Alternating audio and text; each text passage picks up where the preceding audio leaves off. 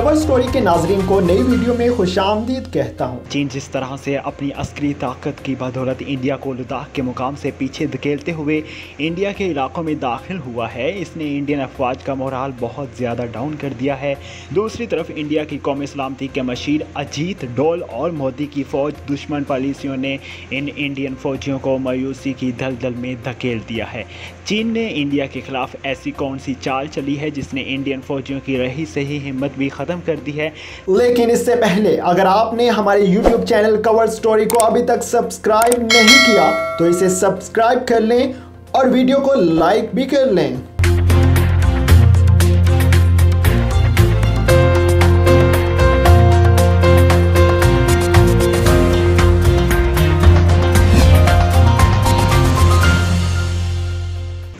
Indian media हस्बे मामूल हाथ धोकर चीन के पीछे पड़ चुका है और इसकी वजह यह है कि चीन ने बग़ैर लड़े जंग जीतने का फार्मूला अपना लिया है। जहां एक तरफ बग़ैर सहूलतों के इंडियन फ़ौज को इंडियन वज़ीर आज़म नरेंद्र मोदी ने जंग लड़ने के लिए भेज दिया है, वहीं चीन ने इंडिया को 25,000 फ़ौजी ताबूत बनाने का मशवरा देकर इन बेगुनाह इंडियन फ़ौजियों को जहनी मरीज़ बना दिया है।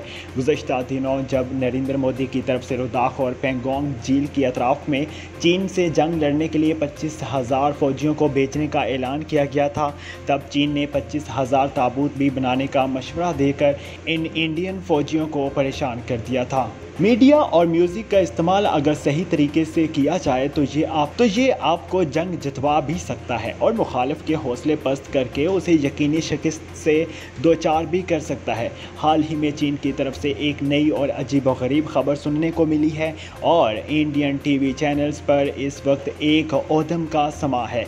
इंडियन मीडिया चैनल्स के मुताबिक चीन ने जानबूझकर हमारे फ़ौजियों को वर्गलाने के लिए ऐसी चाल चली है जिसकी वजह से इंडियन फ़ौज में बगावत का शदीद ख़तरा पैदा हो गया है।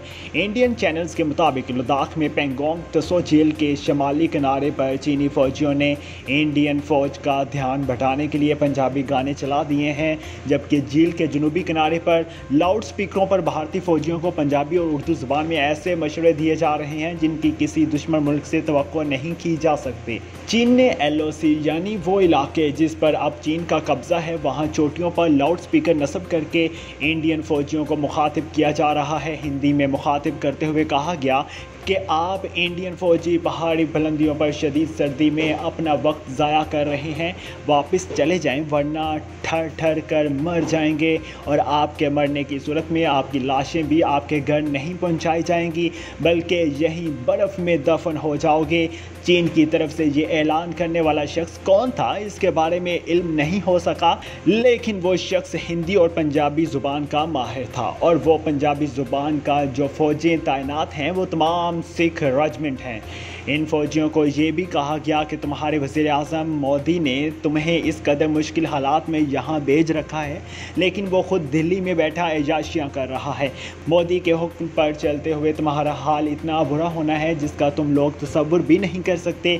नवंबर में इस इलाके में शदीद बर्फ़बारी होने वाली है, यहाँ 40 फीट के करीब बर्फ़ पड़ती है। हम चीनी फ़ौजियों के ऐसे इलाके में लड़ने की तरबियत करते हैं, लेकिन आप लोगों के पास ऐसा कोई हुनर नहीं। ये बात तुम इंडियन फ़ौजी अच्छी तरह जानते हो कि हमारे पास किस कदर जदीद तरीन असलहा मौजूद है। जब हम इस असलहे को इस्तेमाल करने पर आए तो तुम इंडियन फ़ौजियों में से कोई एक भी ज़िंदा नहीं बचेगा। हमारी हुकूमत को हमारी परवाह है। हमारे पास सख्त से सख्त मौसम से निमटने के लिए बेहतरीन टेंट और तमाम सहूलतें हैं। हमारा खाना हमारी हुकूमत ड्रोन्स के ज़रिए भेज रही है, जबकि आपकी हुकूमत के पास आपको खाना भेजने की सहूलत अभी तक इस मौसम में भी नहीं है, तो वो आने वाले मौसम में आपको सिर्फ मरने के लिए छोड़ देगी।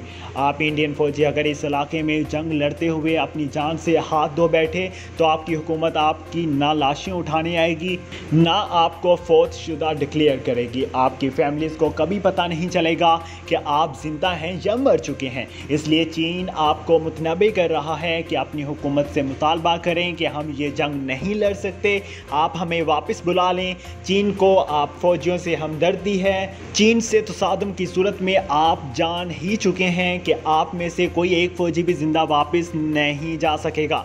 लेकिन अगर आप अपने वज़ीर आज़म नरेंद्र मोदी के हुक्म पर नहीं चलते तो हमें आपको लाज़मन जवाब देना होगा चीन आपको आपके इंजाम से खबरदार कर रहा है। एक साबिक भारतीय आर्मी चीफ ने चीन की इस कार्रवाई पर बयान देते हुए कहा कि 1962 की झड़पों और 1967 की एक झड़प के दौरान भी चीनियों ने पंजाबी गाने चलाए और इस किस्म के ऐलानात किए थे, जिसके बाद इंडियन फौजियों का मोराल डाउन हुआ था और चीन ने वो लड़ाइयाँ जीत ली थी। भारतीय फौजी अफसर ने यह दावा भी किया है कि भारतीय फौजी शदीद सर्दी में लड़ाई का ना तो तजर्बा रखते हैं, ना उन्हें दुश्मन की इस किस्म की कार्रवाई के जहन पर हावी ना होने की नफ्सियाती तरबियत दी गई है।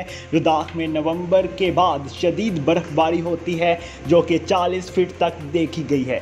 दर्जा हरारत -30 से 40 डिग्री तक गिर जाता है। जदीद सर्द हवाएं चलती हैं और बर्फ़ के बायस सड़कें बंद हो जाती हैं। इन हालात को अगर देखा जाए तो चीन का ये बयान सच्चाई पर मबनी दिखाई देता है। इधर रिटायर्ड भारतीय जर्नैलों और दफाई तज्जियाकारों के मुताबिक रवा साल मशरकी लद्दाख में कशमकश से बड़ा तवील मौसम सरमा मुतवक्के है।